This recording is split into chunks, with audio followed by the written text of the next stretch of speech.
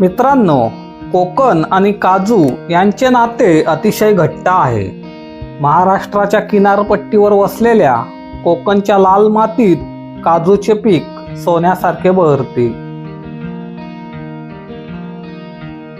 याच कोकणातील काजूच्या लोकल कारखान्यामध्ये काजू कसा तयार होतो याची संपूर्ण माहिती आपण या व्हिडिओमधून जाणून घेऊया.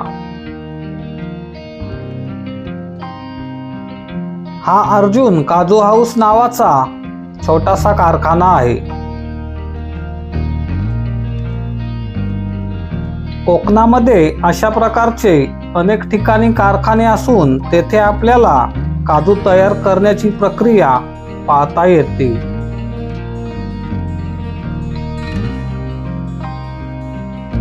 या कारखान्यामध्ये 5 ते 6 महिला काम करत असतात.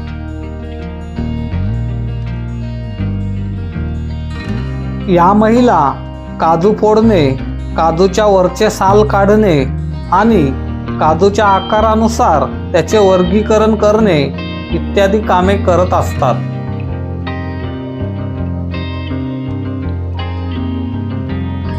मित्रांनो, ही जी समोर पोती दिसतात त्याच्यामध्ये कच्च्या काजूच्या बिया ठेवलेल्या आहेत. येथे काजूच्या बिया देखील खरेदी केल्या जातात.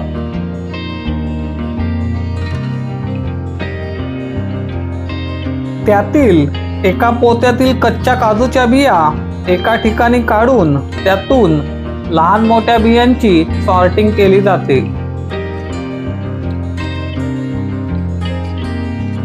त्याच्यानंतर या कच्च्या काजूच्या बिया डाव्या बाजूच्या बॉयलरमध्ये टाकल्या जातात. त्याच्यानंतर उजव्या बाजूच्या बॉयलरमध्ये पाणी टाकून 100 डिग्री सेल्सिअस पर्यंत तापवल्यानंतर त्यातून ही वाफ डाव्या बाजूच्या बॉयलरमध्ये सोडली जाते आणि त्याच वाफेवर बॉयलरमध्ये बिया भाजल्या जातात. त्याच्यासाठी 1.5 ते 2 तास लागतात.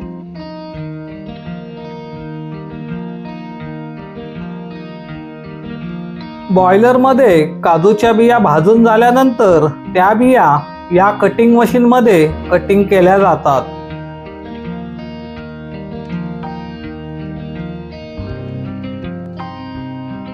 या इलेक्ट्रॉनिक मशीनमध्ये काजूच्या बिया कशा कटिंग केल्या जातात ते तुम्ही बघू शकता.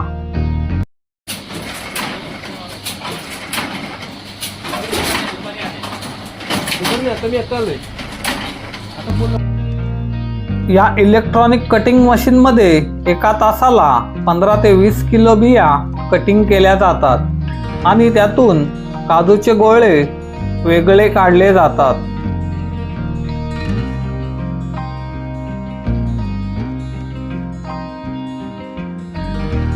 काजूचे गोळे वेगळे काढल्यानंतर त्यामध्ये मोठ्या प्रमाणात डिंक असते. त्यामुळे हे काजू सुकवण्यासाठी या मशीनमध्ये ठेवले जातात.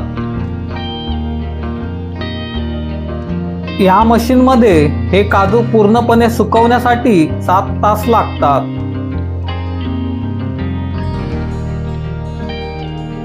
या फोडलेल्या काजूंच्या टरफलांवर प्रक्रिया करून त्याच्यामधून तेल काढले जाते.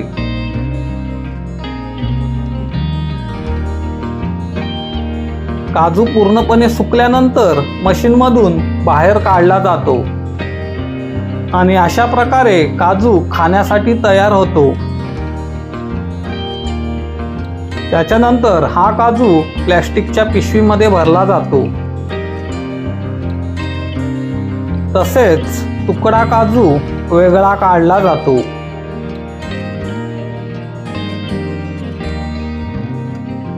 या काजू प्रक्रियेदरम्यान जे काजू तुटतात त्यांना तुकडा काजू म्हटले जाते.